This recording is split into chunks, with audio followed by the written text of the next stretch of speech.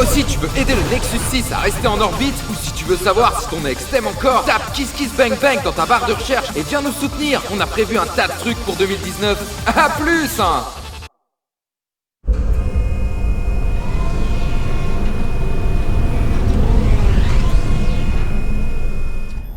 Ok, maintenant tu redresses. Nickel. Et tu appuies sur la rétrofusée, mais doucement. Non! Nexus 6, ici la tour de contrôle. C'est quoi ces conneries? Pourquoi vous nous avez tiré dessus? Allez. Désactivez immédiatement votre système d'armement, sinon on devra en informer les Space Authorities.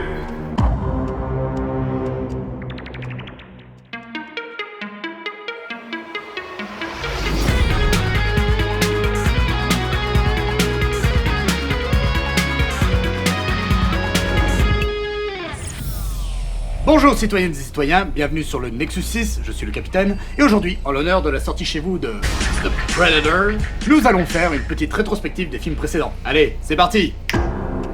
Ambiance. Alors la boutique duty free et le stand Zegamapit complètement rasés. Le Predator, le guerrier ultime, le chasseur galactique. Il y en a pour 26 000 crédits de recyclage de corps déjà. Quelle classe! Quel design! Ah putain! Il défonce tellement! À l'origine, il n'y avait qu'un seul film. Un film qui restera dans les... Prostate. Hein? Mais non, dans les annales! Ah, ok. Et sa suite que personnellement, j'aime beaucoup. Predator 1 de John McTiernan est un film d'action et d'angoisse sorti en 1987. Nous y suivons une équipe des forces spéciales chargée de libérer des otages des mains d'un groupuscule guérilleros dans la jungle humide du Guatemala. Sauf qu'en chemin, ils rencontreront une menace bien plus grande. L'humour de Shane Black. Écoute ça, c'est le mec qui va chez sa poule et il lui dit « T'aurais envie d'une petite minette ?» Et elle dit « Et comment? Ouais, la mienne est comme un garage !» On peut le tuer. Oui, et le Predator aussi. Predator 2 de Stephen Hopkins, sorti en 1990, nous amène cette fois-ci dans une autre jungle, tout aussi étouffante que la précédente, la jungle urbaine. C'est donc dans un Los Angeles sale, poisseux, en pleine vague de chaleur et en proie à une explosion de la criminalité que nous nous retrouvons. Nous y suivrons une unité de police empêtrée dans une guerre entre cartels de la drogue, sauf qu'une autre menace se présente, tapis dans l'ombre. Le Predator. Mais non, l'humour de Bill Paxton. Maintenant, si vous voulez m'excuser, il y a un témoin que je dois travailler au corps. Tu me joues encore les machos à la con, espèce d'enfoiré. Tu te retrouves avec deux couilles en moins. Vous avez les choses bien en main tous les deux. Permettez, capitaine, j'aime beaucoup Bill Paxton et j'aimerais lui rendre hommage en lançant un petit clip que j'ai préparé. Non mais tu te prends pour qui, Bill Paxton? Oh là là là! Bill Paxton! Oh yeah yeah yeah! Bill Paxton! Oh là là là! Vous dites, si je vous dérange, hein? La prochaine fois t'écriras l'émission. Salut, y'a de merde, t'as même pas... Bill Paxton! Yeah! Oh, y a quelqu'un? Répondez-moi! Bien que Predator 1 et 2 présentent des protagonistes très différents, tous deux réussissent quelque chose de très important, avoir un groupe de personnages principaux marquants, qui plus est, interprétés par un casting de haute volée. Dans Predator 1, Commando Armée oblige, l'accent a été mis sur un casting tout en muscles, dans la pure lignée des actionneurs des années 1980. Merci beaucoup. Vous le savez bien, j'adore les acteurs et les actrices qui ont des gueules, des putains de tronches, et autant vous dire que là, vous allez être servis. Mais regardez-moi ces gens! Chacun d'entre eux vous fera border comme des dinosaures. Évidemment, dans le premier, la présence de Schwarzy est déjà gage de qualité. En tout cas à l'époque. Vous êtes dur quand même. T'as vu Expendables 2 ou 3? T'as vu Terminator Genesis? Alors ferme bien ta bouche. Mais ce serait oublier le magnétisme fou de Sonny Lonham, le charisme dingue d'un Bill Duke, la classe naturelle accentuée par la moustache éminemment swag de Carl Weathers. Ah oui, donc on parle de moustache, du coup on fait un plan sur moi. Ça c'est très original. Bravo. C'est très simple, dans Predator 1, chaque personnage est mémorable. Non seulement parce qu'ils sont tous très différents en termes de personnalité, c'est franchement dégueulasse cette habitude de chiquer. Mais également parce qu'ils sont facilement reconnaissables au premier coup d'œil. Et ce, malgré le fait qu'ils soient tous en treillis militaires qui les fondent dans la même masse verdâtre au milieu de la jungle. C'est pourquoi un soin tout particulier a été apporté à des détails qui permettent d'asseoir à la fois leur aspect physique et leur personnalité. En témoigne cette séquence du début du film lorsqu'ils sortent de l'hélicoptère. Elle semble tout à fait anodine, mais c'est loin d'être le cas. En seulement 3 plans, McTiernan nous informe sur la personnalité de chacun par le biais de leurs vêtements et de leur attitude lorsqu'ils sont en civil. Ouais, on apprend aussi que c'est des putains de feignants, hein. Bordel les gars, la baraque du général elle a à peine 50 mètres et vous prenez une Jeep? Non mais on voit bien que dans les années 80, ils en avaient rien à branler de la planète. Hi, I'm Arnold Schwarzenegger.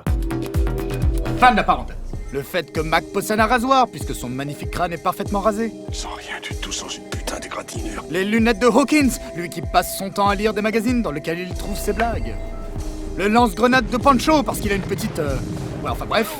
Ou encore le chapeau de Bane, parce qu'il n'a plus de cheveux. Etc, etc, etc. Regardez, c'est une vraie, oui. Et niveau personnage marquant, le deuxième opus n'est pas en reste. Là encore, il y a un vrai travail sur les différents personnages, au niveau vestimentaire, armes, personnalité. Bref, le cahier des charges est respecté. Et si Danny Glover n'a pas à rougir au niveau athlétique, on est sur des physiques plus classiques. Mais cela n'enlève rien à la badassitude de l'ensemble. Desserrez tous vos miches bien gentiment. Danny, en tant que flic bourru qui en a vu d'autres, est excellent. Maria Conchita Alonso ne s'en laisse pas compter. Et évidemment, Bill Paxton, toujours génial lorsqu'il s'agit de jouer le rigolo de service. Qu'on adore détester ou qu'on déteste adorer, c'est selon. Un peu comme vous, capitaine. Franchement, je prends le compliment. Mais ces deux films m'ont aussi marqué par leur compréhension profonde des cadres dans lesquels ils se déroulent et les ambiances inhérentes à ceux-ci. Si Le Prédateur de John McTiernan est un monument du cinéma, c'est non seulement parce que les dialogues ont leur importance, évidemment, mais surtout parce que la majorité des éléments marquants du film s'expriment à travers la mise en scène. Notamment de par les symboliques qui parsèment le film. Par exemple, pendant les 2 premiers tiers, les personnages sont présentés comme pleinement humains, et le Predator les considère alors comme des proies. Mais c'est alors qu'ils ont tous été exterminés et que Schwarzy est le seul survivant que s'opère chez lui une métamorphose, voire une régression. Il s'extrait de l'eau comme une renaissance, et alors qu'il s'enduit debout afin de se cacher aux yeux de son ennemi et qu'il abandonne les armes à feu, le Predator finira par le considérer comme son égal et se battra avec lui d'homme à crabe, mutant rasta de l'espace. T'as pas une gueule de porte-bonheur. Et pour renforcer ce retour à l'animalité, il n'y a presque plus aucun dialogue dans la dernière partie du film, juste des cris et des borborigmes animaux.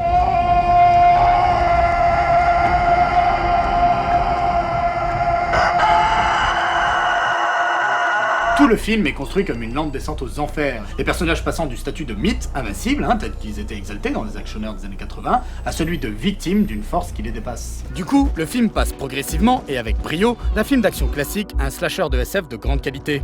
Et si McTiernan a su sublimer les deux genres, c'est aussi grâce à une ambiance angoissante due à un huis clos végétal qui vous marquera à jamais. Menaçante, mystérieuse, abritant un ennemi d'une force incommensurable, la jungle est extrêmement bien filmée dans ce film. On en arrive donc à l'atmosphère, et... c'est quoi cette chaleur? C'est pour vous mettre dans l'ambiance, capitaine. C'est la jungle. Système D. L'ambiance, un aspect qui, à mon sens, est extrêmement réussi dans le deuxième opus. Predator 2 est malheureusement bien moins reconnu que son prédécesseur, voire même déprécié, chose que j'avoue n'avoir jamais compris. Putain d'enfoiré. Car même s'il est tout à fait vrai qu'il n'a pas la maestria du film de McTiernan, notamment parce que le réalisateur, Stephen Hopkins, connu pour avoir réalisé Freddy 5, L'ombre et la proie, ou encore un de mes nanars préférés, Lost in Space, est à mon sens davantage un exécutant correct qu'un véritable artiste ayant une vision. Et c'est un youtubeur qui parle. Exactement. Hey! Ouais bah on fait comme on peut mon pote. Il reste un très bon film et même une excellente suite qui a su parfaitement rester dans la logique mythologique de la créature. Et il réussit aussi bien que le premier film à donner une patte caractéristique à son cadre, la ville de Los Angeles. Tout dans la mise en scène nous fait comprendre que la menace et la violence sont là et bien là. Pas seulement celle du Predator, mais aussi celle de la société qui nous est dépeinte. Par exemple, cette scène, qui nous présente très efficacement, en un plan séquence, les différentes problématiques auxquelles sont confrontés les flics que nous allons suivre dans le film. Ou encore avec les flash TV de la chaîne Hardcore, qui nous présentent la violence des médias qui n'ont plus de limites et qui ne rechignent pas à montrer les horreurs les plus innommables pour faire de l'audience. Et puis bordel, tu sens qu'il fait chaud. Franchement, y a pas beaucoup de films qui laissent leurs personnages avoir des auréoles de sueur aussi proéminentes. Puis voilà la dose de transpi qu'il faut pour traverser une chemise et une veste. Bref, ça suinte, ça pue, c'est la vie quoi. Et cette atmosphère de chaleur, de moiteur, de charogne en décomposition inhérente aux 2 premiers films, elle n'est pas là par hasard, car elle est tout à fait cohérente avec l'élément central qu'est le Predator. Dans l'univers du slasher de science-fiction, je pense que je m'avance pas trop en disant qu'il y a 2 teams. Mais sous Nancy? Mais non, pour ça y a pas de débat. Et autant vous le savez, je suis fan du premier film Alien de feu Ridley Scott. Il n'est pas mort à leur époque, capitaine. Artistiquement si. Autant lorsque l'on parle de la créature en tant que telle, et ben moi, je suis Team Predator for life. Il n'y a pas de créature plus belle, plus dangereuse, plus classe que le Predator. Point. Et ce charisme d'un niveau galactique est le fruit d'une osmose parfaite entre le design de la créature et toute la mythologie qu'il sous-tend. Mais qu'est-ce que tu fais là ? Eh ben en fait, je voulais le mettre pendant l'extrait, mais je me suis planté de timing. En effet, à mon sens, le design du Predator, ou Yahuja dans sa propre langue, est extrêmement réussi. Comment ne pas tomber en pamoison face à la virulente beauté de cet être ? Nous avons face à nous un putain de guerrier rasta de l'espace. C'est Dredd. Oh putain, c'est Dredd, ça défonce. S'il est bien un élément emblématique du Predator, c'est bien sa chevelure. Ces petits ossements qui décorent ça et là son corps divinement sculpté par des années d'entraînement et de combat. Ou ce masque magnifique, une merveille de technologie qui saura garder le mystère du visage de la créature jusqu'à la fin. Le Predator bénéficie ainsi d'une esthétique complexe, qui lui conférait quelque chose de primordial, une culture. Ce que les films avec des extraterrestres ne mettaient pas forcément en avant à l'époque, à part la soupe aux choux. Sa culture lui apporte un réalisme certain. C'est comme ça qu'on crédibilise un univers. Et pourtant, c'était mal barré. Oh oui. À la base, la créature n'avait absolument pas cet aspect. Elle ressemblait à ça. Ouais, c'est dégueulasse. Et c'est Jean-Claude Van Damme qui devait l'interpréter. Regardez la joie sur son visage. Et autant dire que ça s'est pas très bien passé.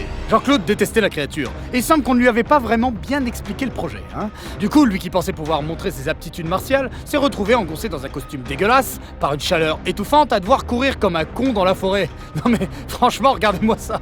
John McTiernan non plus n'aimait pas la créature. Le tournage fut donc stoppé, et sur le conseil d'Arnold Schwarzenegger, il fut demandé à Stan Winston, connu alors pour son travail sur Terminator et Aliens, de retravailler la créature pour arriver enfin au résultat que l'on connaît. Stan Winston, persuadé que le film serait un succès, prit le projet très au sérieux, notamment en considérant la créature comme un personnage à part entière, avec son passé et sa culture. Le Predator, tel qu'on le connaît, a donc cette qualité d'être extrêmement cohérent avec l'univers dans lequel il évolue. Et cette cohérence s'exprime également dans le panel de possibilités que le Predator a su se créer grâce à sa technologie avancée. Camouflage thermo-optique, système de visée avancé, vision multiple pour s'adapter aux situations, canon d'épaule, lame de poignet, lance, etc., etc. Une technologie qui, et c'est bien là toute l'intelligence de ses créateurs, est entièrement tournée vers le combat et la chasse, activité principale de cette espèce. Et l'aspect physique de la créature renvoie à tout un imaginaire. Un imaginaire que la narration, la production design, l'environnement et la symbolique intrinsèque des deux premiers films vont appuyer. Le fait de donner un aspect rasta à la créature, de lui mettre des ornements en os, d'en faire un chasseur collectionneur de crânes n'est pas anodin.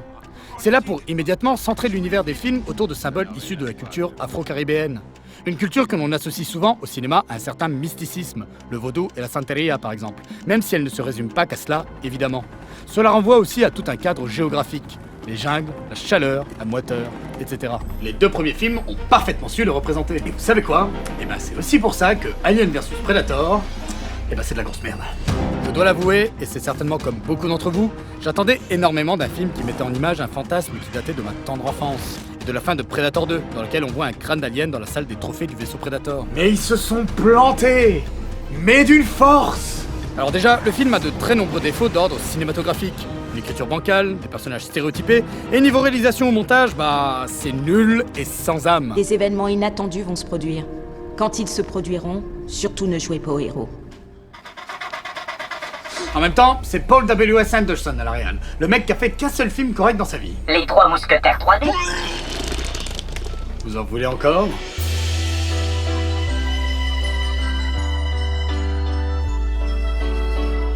Mais selon moi, c'est aussi et surtout dû au mauvais traitement qui est fait du Predator.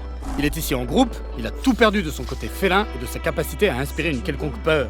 Non mais regardez ça, on dirait des putains de bodybuilders. Et leur design il est juste grotesque avec ses dreadlocks de 40 km. Merde, on dirait des tuyaux d'arrosage. Ils ne sont plus discrets et vicieux, mais balourds.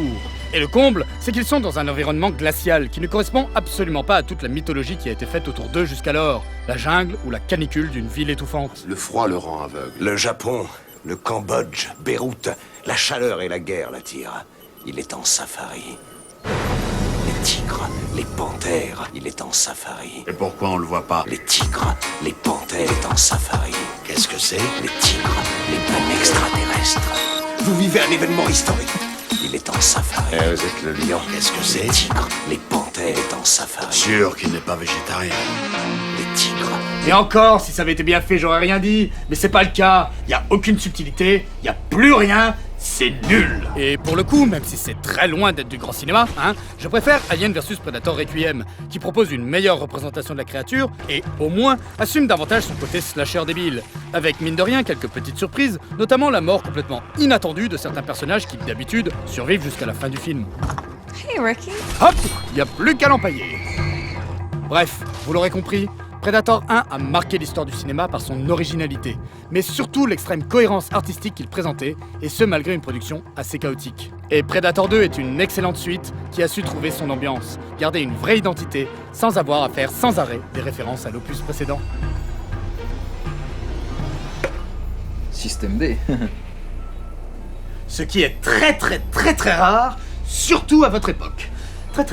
Je me sens seul. On en vient donc au sujet qui fâche. Un film qui aurait mérité de tomber dans les affres de l'oubli.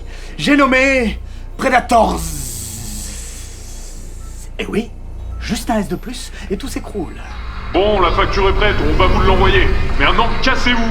Il y a des dizaines d'autres vaisseaux... Ouais, c'est bon, on y va, 2 secondes.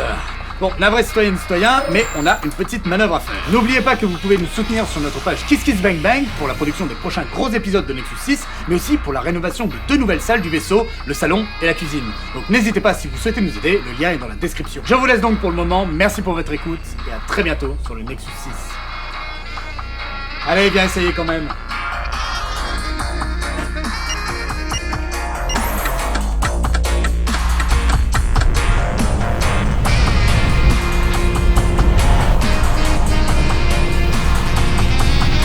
Ouais, ok, c'est pas mal.